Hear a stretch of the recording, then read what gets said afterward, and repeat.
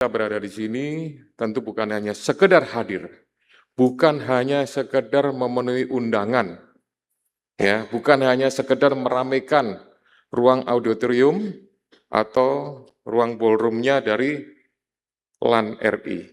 Tapi tentu kita membutuhkan sebuah komitmen untuk bisa melakukan proses pembelajaran, ya, untuk pembelajaran integritas yang berbasis e-learning ini dengan maksimal. Gitu. Kemudian dikaitkan lagi dengan Astacita, ya, program Presiden Republik Indonesia. Kalau kita bicara tentang Astacita ini udah dalam banget, ya, soal masalah reformasi, ada birokrasi, ada hukum dan lain-lain. Ya, kalau kita setiap hari memahami bahwa ini menjadi atensi seluruh ASN, saya yakin tidak ada lagi yang kemudian nyeleneh, yang aneh-aneh, ya, bahkan melakukan hal-hal yang bermasalah dampaknya kepada hukum. Karena apa? Kalau kita melakukan semua kegiatan tanpa integritas, ya, maka yang dibuat, yang sudah dikerjasamakan oleh kita semuanya ini dengan cara digitalisasi itu hanya sebuah alat.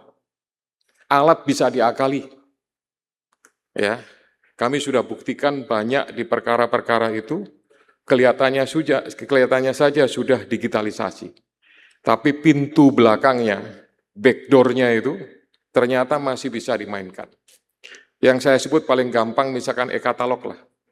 Gitu, pengadaan secara digitalisasi. Masih bisa dimainkan, masih bisa dikotak-atik. Ditutup siang hari, dibuka malam hari. Gitu. Karena apa? Kembali kepada sumber daya manusianya. Sering saya sampaikan, ya, mereka selalu beralasan, Pak, ada Markus, makelar kasus, ada calo, ya, ada broker. Sering saya sampaikan seperti itu. Mereka ini tidak sakti-sakti amat, Bapak Ibu. Mereka ini sebenarnya adalah penonton, pemain yang menunggu kucuran informasi dari orang dalam. Ya. Jadi kalau orang dalam sudah ngasih tahu, weh, nanti buat pengadaan speknya ini. Dia rapikan lah. Nanti harga penawarannya sekian. Dia buatlah itu. Ya, nanti tinggal mereka lah, broker, Markus, maklar itu, yang kemudian calo itulah yang gerilya. Carilah pemain-pemain, carilah vendor, motong harga, gitu, sekian. Otomatis kualitasnya jadi tidak bagus, gitu. Ya. Kemudian kita juga sudah didengungkan oleh Kementerian Pan-RB RI terkait reformasi birokrasi. Kalau ini enggak kita jalankan, ini hanya sebuah perubahan prosedur saja. Ya, Pak Gubernur, Ibu Gubernur, Kepala Daerah semuanya, saya minta ini juga menjadi perhatian kita semua. Dengan segala situasi dan kondisi saat ini, ya kita tidak bisa melupakan bahwa itu jadi tanggung jawab kita semuanya. Enggak bisa itu hanya urusan aparat penegak hukum, enggak bisa itu urusan misalkan Pan-RB saja, BKN dan LAN, tapi itu tanggung jawab kita semuanya. Termasuk juga urusan pembangunan. Ya, kita bicara tentang bikin jalan sekian kilometer, bikin puskesmas sekian banyak, merapikan sekolah sekian banyak. Gitu. Kalau tanpa adanya integritas, ini hanya sekedar angka. Gitu. Artinya apa? Orang melihatnya secara kuantitas saja, bukan kualitasnya. Padahal yang diperlukan adalah kualitas. Ya, kami dari Komisi Pemberantasan Korupsi tentu memiliki pendekatan-pendekatan yang berbeda, ada pendekatan yang sifatnya pencegahan, tapi ada juga pendekatan yang sifatnya penegakan hukum. Ya. Nah, kalau kita ingat bahwa ada pendekatan penegakan hukum yang kemudian merampas hak asasi, nah tentu semua orang akan berpikir. Ya. Dan itu juga daluarsanya cukup lama. Bapak Ibu yang kami hormati, e-learning ini adalah sebuah instrumen yang menurut saya sangat kuat, ya, sebagai platform digital, ya, dan banyak modul yang sudah disiapkan.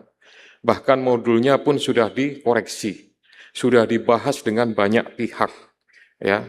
Oleh karena itu kita jadikan kegiatannya adalah gerakan nasional, ya, program untuk pembelajaran integritas berbasis e-learning. Di beberapa negara yang sudah dipelajari, ini dijadikan bukan hanya sekedar belajar, tapi juga dijadikan sebuah kelengkapan. Artinya kelengkapan mau naik pangkat, mau naik golongan, mau naik eselon, mau pindah jabatan, ini juga dijadikan sebagai pertimbangan. Masuk tidak? Nah itu silakan nanti dari Pan-RB, dari LAN RI dan BKN, ya silakan untuk kita mendiskusikan teknisnya seperti apa, ya supaya semuanya bisa berjalan dengan baik. Saya paham situasi di lapangan memang tidak mudah. Namanya godaan, namanya iming-iming, pasti ada. Ya, ini situasional. Menghadapi masyarakat yang mau cepat, tidak mau repot, ya, tidak mau kemudian harus bolak-balik dan sebagainya, itu menjadi sebuah godaan dan iming-iming yang nyata. Namun demikian kita semua bisa memilih mana yang benar berdasarkan naluri, berdasarkan insting. Ya, saya diajari oleh Pak Purwadi itu, beliau senior saya, reserse itu yang paling menonjol adalah instingnya, nalurinya untuk bisa mengungkap perkara. Kira-kira seperti itu. Nah, kita bukalah seluruh ASN itu untuk bisa peka naluri instingnya. Oh ini insting nggak baik nih. Ibarat kata, oh ini uang hangat nih. Oh ini uang panas nih. Oh ini akan menjerumuskan.